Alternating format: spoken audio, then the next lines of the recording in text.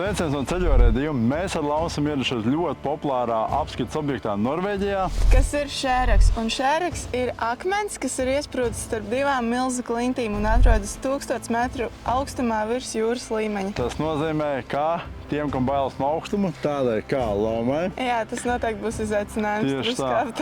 Tāpēc palieciet ar mums un skatieties, kā izskatīsies šis piedzīvojums un pats kāpiens. Lai šeit nonāktu, ir jābrauc pa šauru ceļu, uz kuru var gadīties aitas. Tad nonāksiet pie šēraka bāzes stāvlaukumā, kas izmaksās jums 300 kronas. Pie tā atrodas arī kafejnīca, kas uzbūvēta klints malā, no kuras paveras skats uz Lysefjordu, kas ir viens no skaistākajiem Norvēģijas fjordiem. Šeit blakus kafejnīcai atrodas serpentīna ceļš, kas ved lejā uz Lysebotnu, jeb kur atrodas piestāte, no kurienes iet arī prāms uz Stavangeras pilsētu. Pats sākums kāpienam jau šķiet nenormāli grūts, tāpēc, ka mēs esam tikko sākuši kāpt un jau ir tāds stāvums. Tāpēc šobrīd tas liekas kā pats grūtākais posms, bet tas noteikti tā nav. Šēraka tiešā tulkojumā nozīmē jēra āda, un tādu vārdu klints ir ieguvusi dēļ sava reliefa, kas to nedaudz atgādina. Stāvākās vietās ir arī izbūvētas šīs ķēdes, pie kurām var pieturēties, un tas noteikti arī ļoti noder, kad ir mitrs laiks un slidināks akmens. Kā jau redzat, stāvums nesamazinās, paliek tikai lielāks un ir jau neliela aizdus. Bet tas ļoti labi. Tas nozīmē, ka ķermenis šajā veidā iesilst. Pēc tam, ticat man, iesiet tā, ka pat nejutīsiet. Ko mēs kādu laiku jau kāpjam, bet izskatās, ka diezgan tālu no stāvlaukuma neesam tikuši. Tas nozīmē, ka viss vēl priekšā un jākāpj ir daudz. Esam pievarējuši pirmo posmu, esam pirmajā virsotnē un stāvlaukums no mums šobrīd izstāsta tik tālu. Bet, kas notiek tālāk? Tālāk notiek tas, kā mums būs atkal jāiet lejā, tur, pa to taciņu atkal pēc tam būs augšā jāiet. Un tā būs principā visu laiku.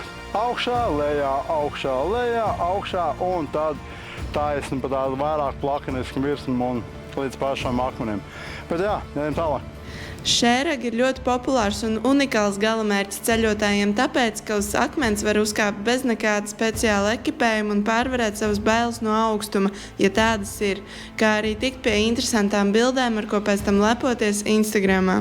Kopējais pārgājiena laiks 2,5 stundas augšā un tikpat arī lejā, taču to ir iespējams paveikt arī ātrāk. Kāpienu var pievarēt dažāda vecuma cilvēki, galvenais ir iet savā tempā. Kāpjam tagad otrajā posmā, augšā, un ar šo pārgājienu ir tā, kad vienmēr būs jākāpj augšā kalnā arī atpakaļceļā. Ja citreiz ir tā, kad ir vismaz tas atvieglojums, kad lejā no kalna tu kāps tikai uz leju un būs vieglāk, tad tā, diemžēl, nav visu laiku. Agrāk vai vēlāk tev būs jākāpj atpakaļ. Ja tev gadienā galīgi nav ko darīt, kad tu kāp kalnā, paņem no lejas akmeni līdzi. Lai to akmeni varētu uzlīt tāpat kā vispārējie 1000 cilvēki šajā čupā. Un mēģina nesagāzt to čupu, liekot savu akmeni. Labi, laižamies. Jūs domu sapratāt. Galīgi nav ko darīt. Tagad esam nonākuši līdz mājiņai, un te ir baigies vējš. Tā ir vieta, kur esam sasnieguši jau otro posmu. Esam piebeiguši otro posmu. Tālāk, kur mēs dosimies, ir trešais posms, kas ir pats grūtākais, jo ir jākāp šajā stāvajā kalna augšā. Un, ja redzat, ir ļoti daudz mazi cilvēki šobrīd. Lielākā tiesa kāp lejā, tas ir labi. Tas nozīmē, ka augšā būs mazāk cilvēku un mazāk rinda. Un tas paņems nedaudz mūsu enerģiju, kā arī laika, bet tas ir jāpievar, jo pēc tam tālāk būs elementārs gājiens, kur vienkārši būs jāiet plakam virsmu taisni. Tā kā laižam.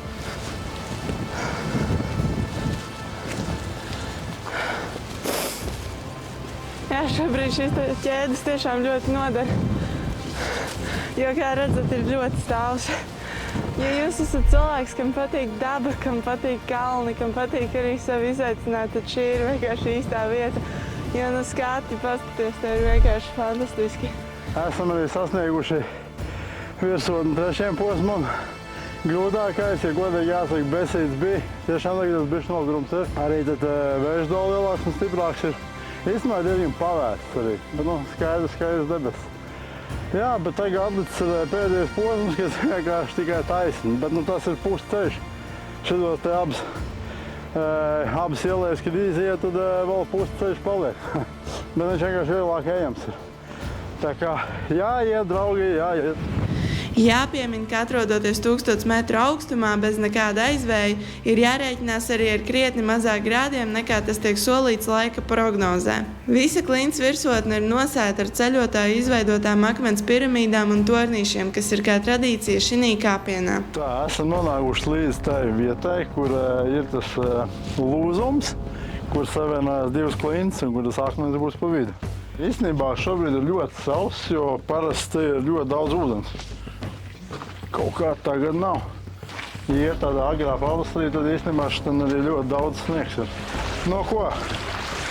Nezinu, vai jūs redzat, bet tur jau tas akmens ir. Tā kā esam jau praktiski klāt. Ne vienkārši fiks pa akmeņiem ir jāizlēkā tā, hops, hops, hops. Un tad tu būsi galā. Iesim tuvāk. Un šobrīd pats foršākais ir tas, kā, cik es skatos, cilvēku šeit nav. Ir kaut kādi cilvēki, kas mums nākais mūrs, bet šeit uz doto brīdi neviena nav. Šobrīd mums ir nereāli paveicies, jo te tiešām nav neviena cilvēka, jo šī vietā, šī placītī parasti var gadīties, ka ir tāda rinda, ka ir jāgaida pat stundu, lai tiktu uz akmens. Bet jā, šeit ir ideāla vieta, kur paēst savu pikniku, jo skats ir ļoti, ļoti iespējīgs. Un jā, baiss arī. Tā kā jābūt ļoti uzmanīgam pie šīs malas, jo no tā krauja viņi ir nereāli stāva un akmeņaini. Paskaties, cik maziņš tas kuģītis tur izskatās lejā, cik viņš ir tālu. 1000 metri kā nekā no ūdens. Ir pienācis tas baisākais mirklis priekš manis, kad man ir jākāpj uz šī trakā akmens. Ārprāts. Galvenais, ko es domāšu par to, ka tas ir vienkārši akmens un centīšos neskatīties uz leju. Jā, tu to droši darīt. Jā. Jūs varat skatīties uz leju, bet es nē. Es nebiedēšu sevi tā, ka... Tragākais ir šī vietiņa. Šī te mazā spraudziņa, pa kuriem uz viņu ir jāuzkāp. Sajūtas ir tādas nervu kutinošas, jo es jau jūtu, kā man kājas vienkārši pārakmeņojās un pašas un pielīp pie akmens un ir grūti kustēties, jo es vienkārši zinu, ka tur ir ļoti liels augstums. Šis ir tas baisais iemesls. Ja nu mēs zem akmeņa aizies šitādi te ielai lejā. Un uz otru pusi nav no labāk. Jūs redzat ar to šķirbu, kas tur darās, kas tur paaugstums. Šausmas. Tas ir vienkārši akmens, tas ir akmens, kas stāv uz zemes. Un tad tā galva tā nereibs, tad uz to fokusējies. Tā kā es noteikti ieteiktu visiem pārvarēt savas bailes, un tas, kā to var izdarīt, vienkārši neskatieties lejā. Uz akmens esmu uzkāpusi, laimīgi tikus arī nost. Un sajūtas ir tādas, ka tiešām ir pārkāpt sev pāri. Es esmu pārvarējis tās bailes no augstuma kārtējo reizi, un varbūt arī ar laiku būs arī mazāk bail no augstuma, bet, jā, tas bija tāds interesants izaicinājums. Tagad mana kārta kāpt un parādīt jums, kā tas izskatās no malas. Tas ir tik vienkārši uzkāpt un paskatīties uz to skatu. Bet jā, tiem, kam bail no augstuma, pastīties no akmeni lejā, tiem ir pagrūti. Bet man šajā gadījumā vispār nekāds bailes no šī visa. Jā, tā kā tas izstās šādi. Paldies, ka bijāt kopā ar mums šī pārgājienā, šī piedzīvojumā un manā pārdzīvojumā. Vai ne? Un droši brauc uz Norvēģiju, ceļojiet pa to, baudat to un tā tālāk. Līdz nākamajam video. Jā, čau! Čau.